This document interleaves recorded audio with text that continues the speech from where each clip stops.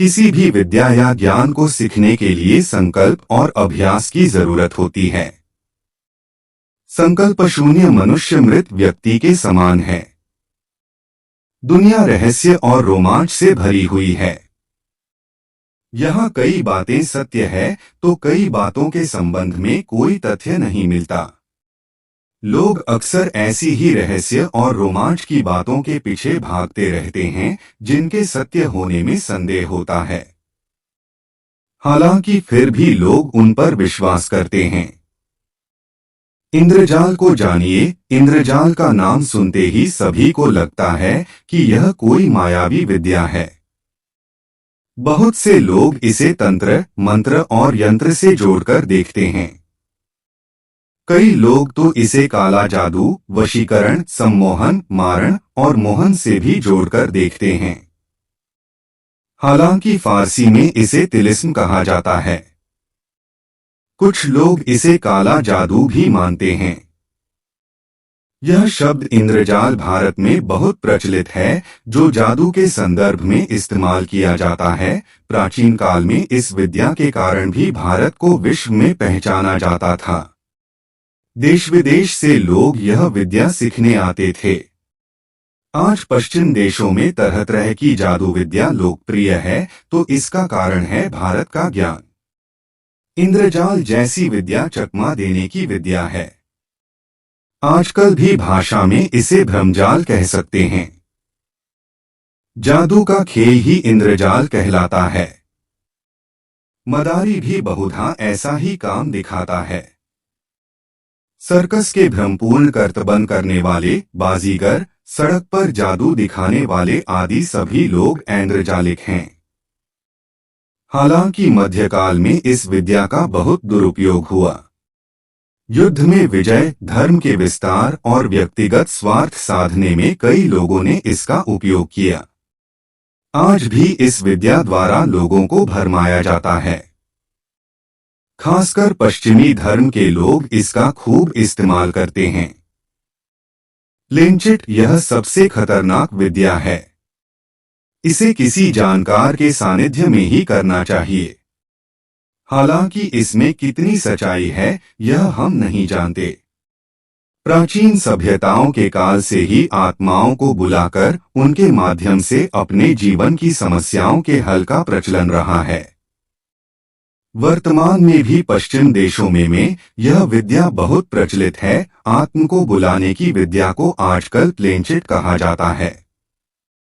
यह आत्माओं को बुलाने का विज्ञान है। प्राचीन काल से ही यह कार्य किया जाता रहा है। कुछ आत्माएं जिन्हें शांति प्राप्त नहीं हुई है, वे प्लेनचेट के माध्यम से आपको भूत, भविष्य एवं वर्तमान तीनों कालों की जानकारी दे सकती हैं। आप उनसे अपनी परेशानी का हल प्राप्त कर सकते हैं। हालांकि इसमें खतरे बहुत है। सम्मोहन को अंग्रेजी में हिप्नोटिज्म कहते हैं। यह प्राचीन कालीन प्राण विद्या का एक हिस्सा है। सम्मोहन के बारे में हर कोई जानना चाहता है, लेकिन सही जानकारी के अभाव में वह इसे समझ नहीं पाता है। सम्मोहन विद्या को ही प्राचीन समय से प्राण विद्या या त्रिकाल विद्या के नाम से पुकारा जाता रहा है। सम्मोहन का अर्थ आमतौर पर वशीकरण से लगाया जाता है। वशीकरण अर्थात किसी को वश में करने की विद्या, जबकि यह सम्मोहन की प्रतिष्ठा को गिराने वाली बात है। मन के कई स्तर होते हैं। उनमें से एक है आदिम आत्मचेतन मन। आदिम आत्मचेतन मन न तो विचार करता है और न ही निर्णय लेता है। उक्त मन का संबंध हमारे सूक्ष्म शरीर से होता है। यह मन हमें आने वाले खतरे या उक्त खतरों से बचने के तरीके बताता है। यह मन लगातार हमारी रक्षा करता रहता है। हमें होने वाली बीमारी की यह मन 6 माह पूर्व ही सूचना दे देता है, और यदि हम बीमार हैं तो यह हमें स्वस्थ रखने का प्रयास करता है। बौद्धिकता और अहंकार के चलते हम उक्त मन की सुनी अनसुनी कर देते हैं। उक्त मन को साधना ही सम्मोहन है। यह मन आपकी हर तरह की मदद करने के लिए तैयार है, बशर्ते आप इसके प्रति समर्पित हों। यह किसी के भी अतीत और भविष्य को जानने की क्षमता रखता है। आपके साथ घटने वाली घटनाओं के प्रति आपको सजग कर देगा, जिस कारण आप उक्त घटना को टालने के उपाय खोज लेंगे। आप स्वयं की ही नहीं, दूसरों की बीमारी दूर करने की क्षमता भी हासिल कर सकते हैं। सम्मोहन द्वारा मन की एकाग्रता, वाणी का प्रभाव व दृष्टि मात्र से उपासक अपने संकल्प को पूर्ण कर लेता है।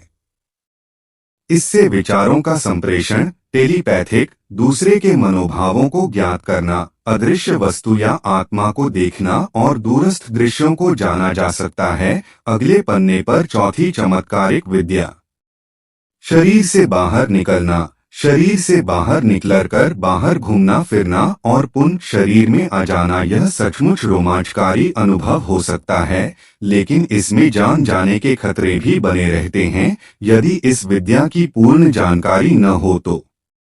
भारत में बहुत से साधु संतों के किस्से पढ़ने को मिलते हैं जो अपने शरीर से बाहर निकलकर पल भर में कहीं भी उपस्थित होकर लोगों को चमत्कृत कर देते थे। हालांकि ऐसे वह किसी विशेष कार्य से ही करते थे। माना जाता है कि इस विद्या को सीखने के लिए यम, नियम, प्राणायाम और ध्यान का पालन करने के बाद योगनिद्रा काल में शरीर से बाहर निकला जाता है।